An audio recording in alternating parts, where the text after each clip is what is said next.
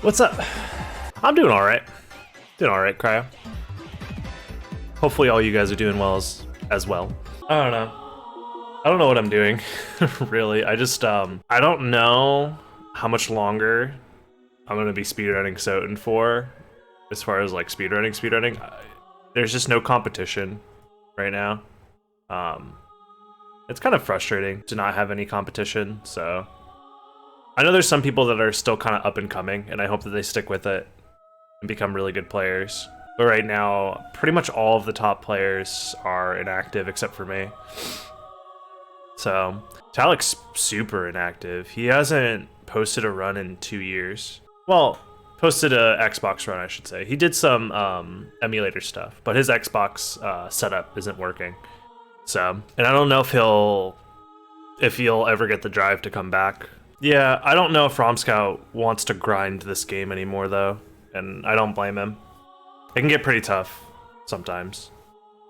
But I think my plan is I want to get a new record in any percent, somewhere closer to like a 1635 or 1637, somewhere around there, like sub 1640. I really would like it to be closer to 35, but we'll see what happens. And then glitchless. I want to do glitchless again because I think the glitchless record could be improved by a lot. ABRSR is another category that could be improved by a lot, but I don't wanna right now.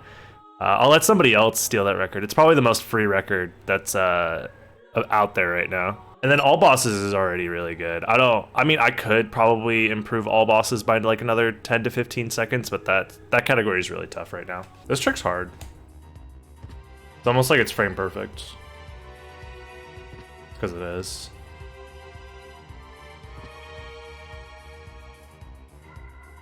That was like 4 in a row though. 5 in a row? Am I a god? Ah, just kidding, it's over. Nice. I'm already back up to 4 in a row. 5. Ah, I can't get higher than 5, dude. 5's my record.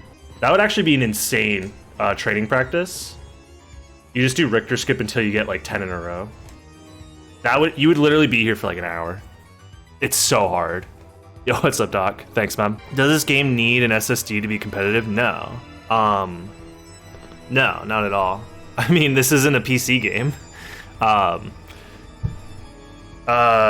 way that it works is that the game is fastest on Xbox 360. It's like basically the same speed on Xbox One, but I think there's like some loading issues because it's like an Xbox One emulating an Xbox 360, which is not emulating, but running like a different game on the Xbox Live Arcade. So there's like multiple layers of things being called. So it's not the fastest thing possible. It also has a decent amount of input lag comparatively. Like I think the Xbox 360 version has about 3 frames of input lag, whereas the PlayStation version has like 1 or 2. It's like 1 frame of input lag. 90% in 2020 though, yeah.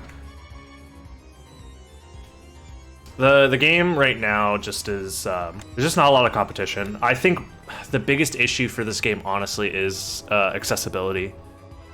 I don't think a lot of people have 360s lying around, and if they do, they probably have the base model Xbox 360, which all base model Xbox 360s have a lifespan, like a very short lifespan. Even if you like bought a brand new one out of the box, it's gonna get the red rings eventually. Because base model 360s were just designed like shit. So you have to buy a 360 Slim, which, I mean, you can probably find them for like 200 bucks. But not a lot of people want to spend $200 on a fucking SotN box. I mean, realistically, I probably wouldn't be playing on 360 if it wasn't for the fact that I still had mine from when I was younger. 100% of the base model 360s and the 360 Elite, which was their upgraded version originally, all of those will fail. They will all get red rings because of the way that the heat sink and the way that the essentially your Xbox will eventually overheat regardless of what you're doing. I grabbed a Slim for running this a couple years ago. Yeah. Have I watched Castlevania on Netflix? I've seen seasons 1 and 2. No spoilerinos for season 3. I'll watch it eventually though. Dude, wait, there's monsters in it? Fuck, man. I didn't know there was gonna be monsters in the Castlevania series. Can't believe you would spoil it. The other thing I'm working on right now is I want to stop delaying before going for certain tricks. Like for example, I have this bad tendency when I'm about to do like Richter skip or library floor clip where I'm just kind of frozen, where I'm like, okay, I need to do this, and then I kind of like psych myself up and then go for it, where I need to just be like, fuck it, YOLO, and get the trick instead, because it's like I'm wasting like half a second just to like psych myself up and be like, okay, you gotta do the frame perfect jump, no big deal, just do it like that, when I could have realistically just got into the right position and did it. I don't know, it's something that I'm working on to just like confirm things quicker. Yeah, immediate muscle memory, exactly. I do that like everywhere, where I'll hesitate before going for tricks. It's really bad with the floor clip here because you're pause buffering everything, and it's like getting a 1 frame buffer is like right here. I have to do a 1 frame buffer, and I felt my muscles tense up as soon as I saw like, oh shit, I gotta do this in 1 frame. I caught myself like, because if you press them at the same time, that's what happens. That was a 2 frame, so that one was easy. Yeah, getting the 2 frame timing is super easy. It's super consistent. It's just getting 1 frame buffers is hard. You're like almost pressing them at the same time, but it's just slightly different. Especially because the way that you map buffer on a Xbox controller is, so the actual trigger is what activates the map, but the trigger doesn't actually click in until like, yeah, it's like 50%.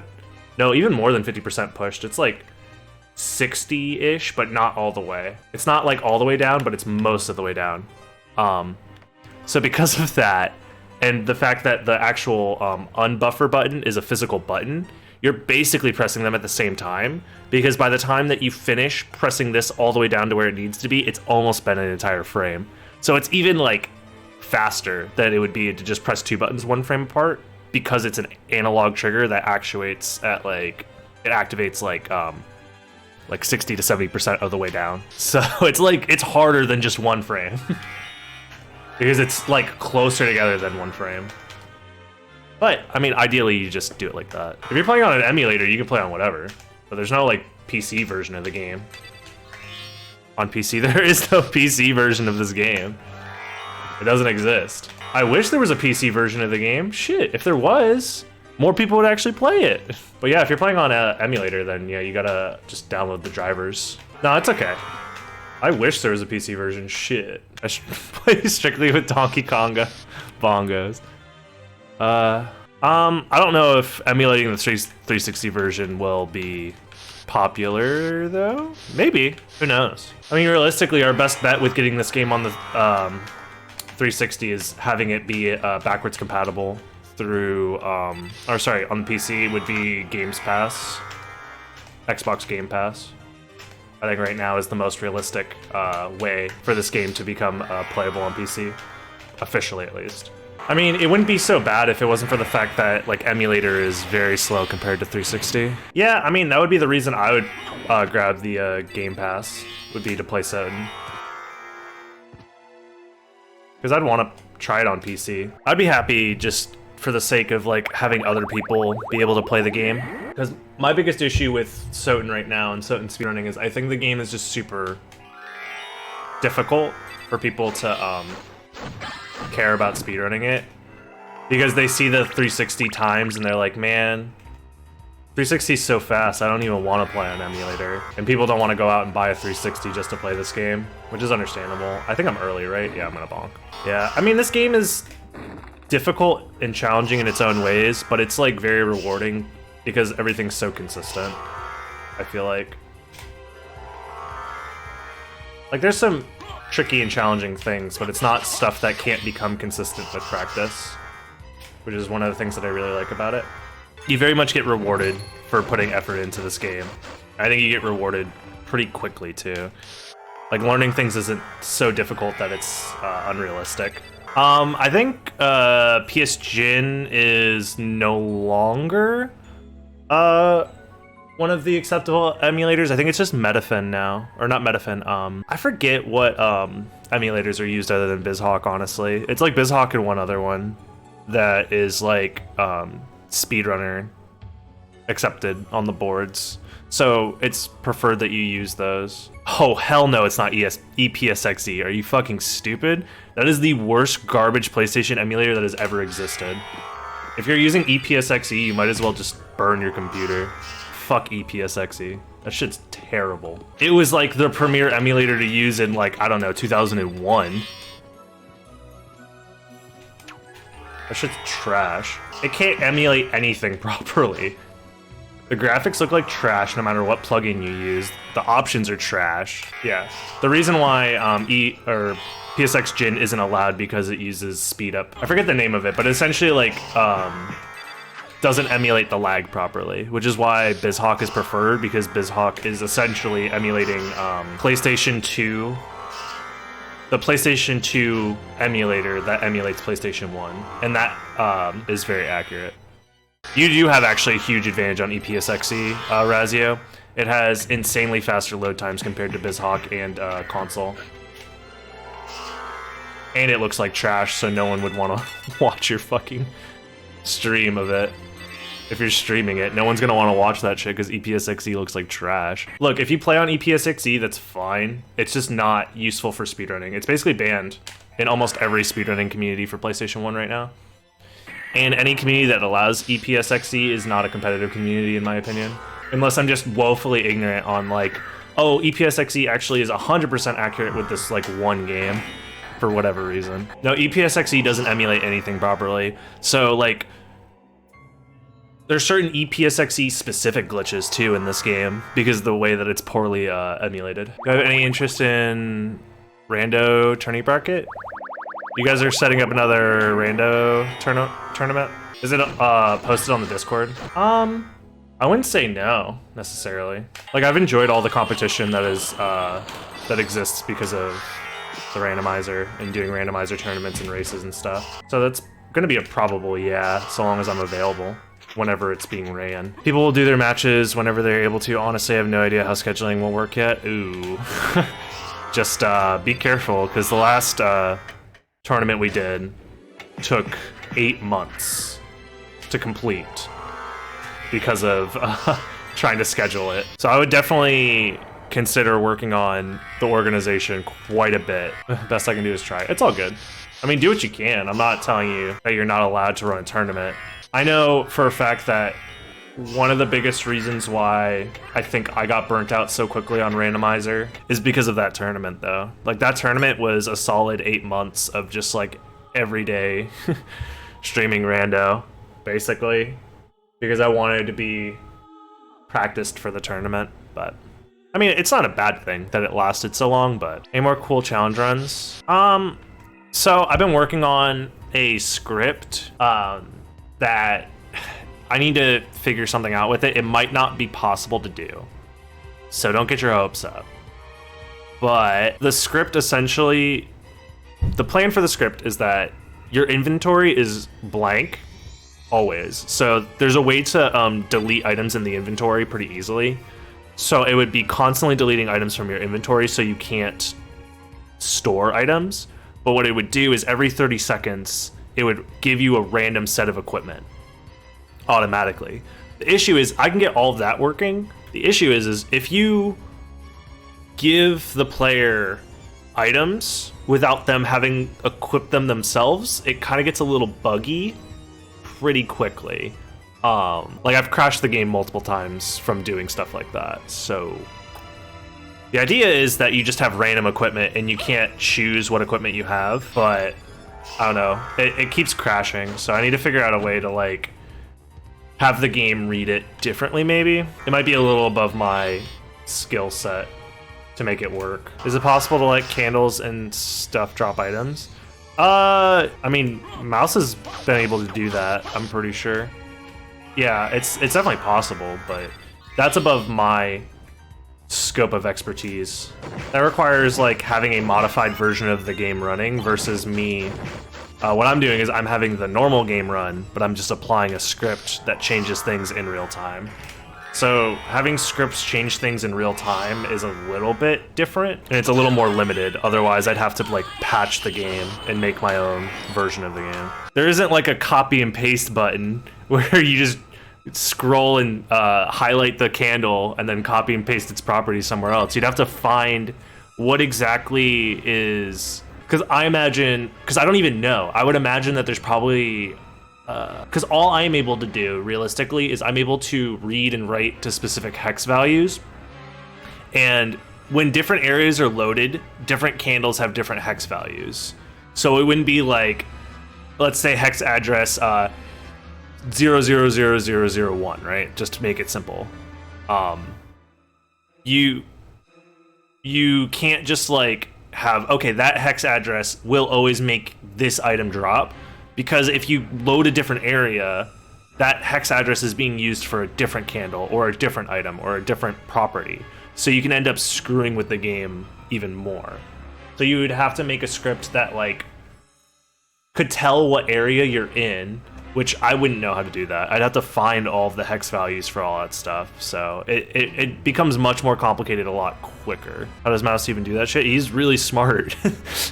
He's really smart, and he has like an actual background in computer science. I just am a fucking pleb who took like 4 years of it at college, but I never graduated, so. No, he's not reverse engineering.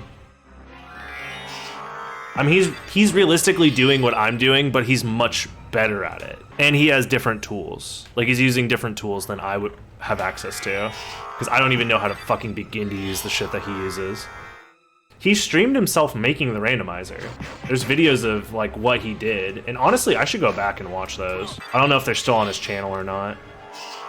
I really hope they are. But yeah, things are not as simple as like have an idea and then just right into the console. Give me random item drops, please. And also, I'm a complete amateur when it comes to stuff like this. I want to learn more and get better. And honestly, I'm using SotN as kind of like a testing grounds or like a practice. It's a way for me to just practice like learning some more computer science stuff. I found a way to go through loading doors in bat transformation. Is there a reason you haven't seen you do it? Yeah, I can explain that real quick. You can't go through this red door as bat, right? Is that what you're saying? Like, why don't I just go through the door as bat? You cannot. If I now, because this area is already loaded, so it's gonna keep me in the bat transformation. If I leave as bat, oh wow, I went through the door as bat. Let me try it on the other side. Oh, it had to load a new area, so it untransformed me in the process of loading the new area, and I can't get through. So you cannot. On loading doors, you backdash and then transform at the same time. Like in Wingspan. Have you not watched any percent speedrun? Bro, that's literally every screen transition. Oh my. I'm done. No? Are you asking why I don't do it in Randomizer? Smash after the door? What are you talking about after the door? Are you saying like why you don't just wing smash immediately? You go through the door as bat. You can't go through the door as bat. You literally cannot. It is not possible. How do you go through the door as bat? How? I've done it. Oh, wow. Okay, cool. That's great. Thank you. I'm glad you've done it. Good job. I guarantee you're misunderstanding, or you're playing on a different version of the game. Can you do, is that some dumb shit you can do in the fucking PlayStation 4 version, right? Because the PlayStation 4 version, they changed the way that the red doors worked. Are you playing on the PS4 version? Are you playing on Dracula X Chronicles? Are you playing on that stinky doo-doo bullshit version of the game? I'm very confused because I'm pretty sure there is a reason for why we're not doing what you're saying we're doing. Or we're just already doing it. In the secret room, before I leave the room, I backdash towards the door and hit bat, and I enter the next area. I literally explained! Oh my. So, if you go through, right, this room, as bat, going into the next one, you untransform. It untransforms you. But if you go back into the same area that you've already had loaded, it doesn't untransform you. It's because this area is already loaded. But when you load a new area, no matter what transformation you're in, I can do it as Wolf. Look, I'm Puppy Dog and I went through the door. It's crazy. But if you go to a new area, because when you're going through in speedrunning, you're going from a different area into a new area because you're trying to progress. It forces you to untransform. Oh shit, I'm sorry, man. I'm just having fun with it. This isn't, I'm not trying to roast you or anything. It's obviously just a misunderstanding, and that's perfectly understandable. Now, there's a lot of like weird interactions that exist in this game, so it's very reasonable. Oh my god, my missed button's broken. It's very reasonable to ask, why don't X, Y, and Z? Like, why don't these things happen? It seems like it should be faster, but there's usually a reason for it. I don't know. I feel like if I scream at people, they'll learn, right?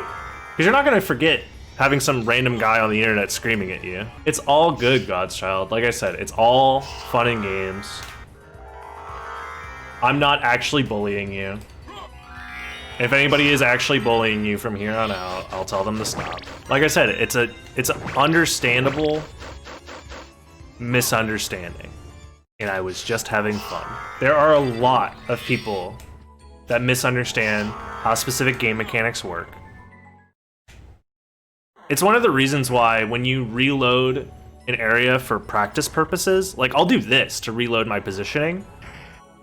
You have to be careful that you're not like backdashing through, because backdashing through gives you a different position than just walking through normally.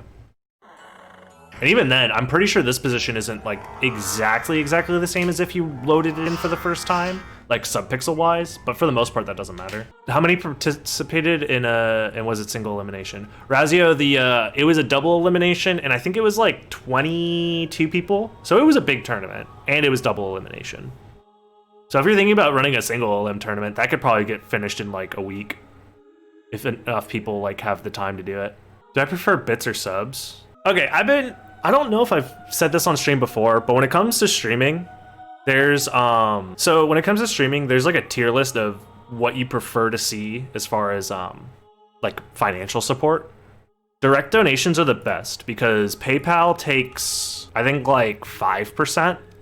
So for every dollar you give me, I get 95 cents. Is it 15%? Whatever it is, I see the majority of that money. For subscriptions, I only see half of that money. So direct donations regardless are the best, just straight up through PayPal. The problem is that Twitch doesn't have built-in methods for people to just see that. The best thing you can do if you want to support somebody is usually to scroll down into the video or the like stream description and then see what is there. Most of the time there's like a direct donation link, and donating to streamers, they see more of that money than it would be through anything else. Bits is like the second best because I think Twitch takes the cut up front whenever you buy bits, and it's like 30% or something like that. It's like 20 to 30%, and then whatever bit amount you donate is what I receive in dollars. So if you donated 100 bits, I get $1, but you have to buy those bits at a premium. So like to buy 100 bits, you have to spend $1.30 or something like that. So 30 cents goes to Twitch and the dollar goes to me. Yeah, and then subbing is like just kind of the worst, but it's the most common way to support streamers. And that's where Twitch makes a lot of their money back. So yeah, if you want to support a streamer, it's actually the best to just donate them directly. Patreon is like another thing that I was looking into as a alternative, but I don't think that it makes sense. Because Patreon is another really good, it's basically a subscription service, but they only take like 10% instead of like 50%. Do you think being an affiliate is worth it? I see lots of videos on YouTube that say affiliate is bad. I mean, it depends. So if you're an affiliate on Twitch, you get to actually have people subscribe to you. I'm lucky that I'm in a position where I have 100 subscribers on Twitch. That's not realistic for a lot of affiliates. A lot of affiliates don't get to have 100 subscribers. Most affiliates, like 99%, get like maybe because they count you as subscribed. So I'm technically subscribed to my own channel for free. I don't see any money, but I don't pay any money for it. So that does count in my total subscriptions. So you have me, or like the streamer counts as subscribed. Maybe their mom has an Amazon Prime account and they have whoever's on that Prime account, or yeah, they have them subscribe as well using Twitch Prime, and then maybe one other person. So most people get like 3 subs, and Twitch doesn't pay out until you've already made $100. So for 3 subs, you're getting technically 2 subs, you're getting $2.50 per month. That's $5 a month. $5 a month. What does that take? 30 months? No, sorry. $5, that's, oh my God, my brain. 20 months, sorry. So it would take 20 months, over a year, for you to see your first Twitch payout. And most people at that point, if they're still only at 2-3 subs, they stop streaming. So Twitch just takes all of that money.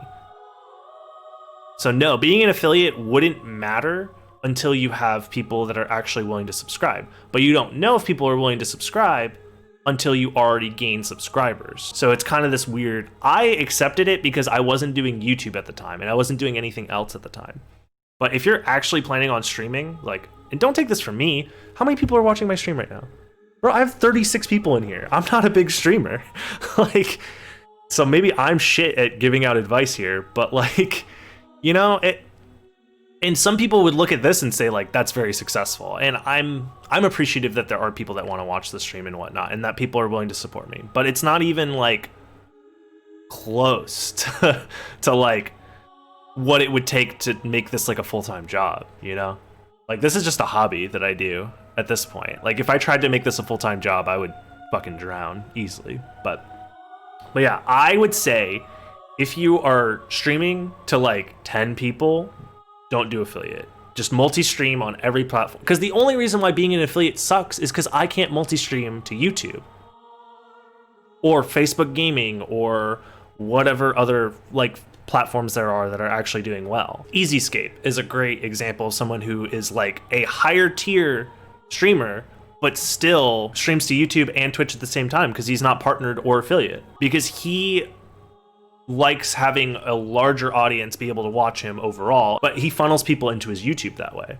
And YouTube has better discovery algorithm. I don't know much about Facebook Gaming, but I imagine because 1/6 of the planet's population has a Facebook account, that you probably have a lot of potential eyes on you with Facebook Gaming. And that's probably the biggest upsell to try and stream there. But I've also been streaming for 7 years, to put that into perspective as well. So a lot of the followers I have are like dead accounts that no longer are on Twitch, or maybe they forgot their password or something like that. Twitch does not allow multi-streaming, no. If you are affiliate or partnered with Twitch, you are not allowed to multi-stream. You're technically not even allowed to upload your VODs to any other platform for at least 24 hours. So if I wanted to make a YouTube video about today's stream, I'm technically supposed to wait 24 hours before I'm allowed to even upload it. And like, that doesn't really matter because they don't enforce it that well. They technically probably wouldn't enforce me multi-streaming because I'm such a small streamer that it would be difficult for them to even catch wind of it unless somebody like fucking ratted me out. But like, let's say I want to become partnered in the future with Twitch, and they pull up my history and they see that I've been multi-streaming as an affiliate, they could be like, oh, you broke the rules, never mind, we're not going to give you partner. Even if I was like eligible for it with the viewership and whatnot. All this talking has made me need to use the bathroom, and then we're going to keep practicing. But that's my rant about becoming an affiliate. You absolutely should not do it unless you have a good reason to do it. So